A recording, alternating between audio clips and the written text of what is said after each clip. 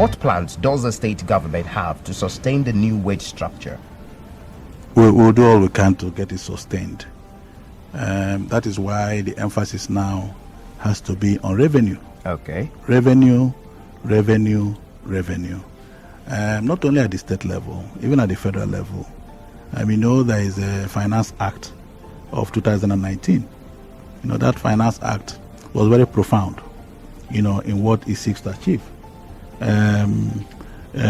Raising government revenue through various fiscal measures, reforming domestic tax laws to align with global best practice, promoting fiscal equity by mitigating instances of regressive taxation, supporting small business entities in line with ease of doing business, and introducing tax incentives for investment in infrastructure and capital market.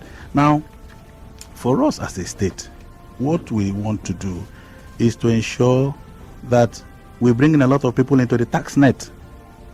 It's not by having multiple taxation, but by bringing in a lot more people into the tax net and ensuring that those that withdraw PAYE, that's pay as you earn, remit their taxes to Board of Internal Revenue. So increasingly we are going to be very bullish with the way we go about, payment of taxes. When you say you're going to be very bullish, what exactly do you mean? We are going to be very aggressive in the collection of taxes, because right from creation, even during the era of Jesus Christ, they were mandated to pay tax. And so, whereas people also are encouraged to pay their tithe in church, you do not have any reason not to pay your tax, as a taxable adult. And so we must raise that consciousness, by ensuring that institutions, be they parastatals and agencies, or even local government, we found out that prior to this time, local government workers, if their taxes are in some ways, deducted, they are not remitted to Board of Internal Revenue. We're going to work out modalities that will ensure that all taxes, deducted from civil servants or workers across the state are duly remitted to the Board of Internal Revenue. Okay. And all institutions that receive subvention must also ensure that their taxes collected from their respective workers are remitted to the Board of Internal Revenue. Then when we begin to talk about flying revenue, no revenue must fly. We'll clip those wings to ensure that they don't fly. By introducing some levels of automation in the way they are being collected, and then ensuring that we reform the mode of collection.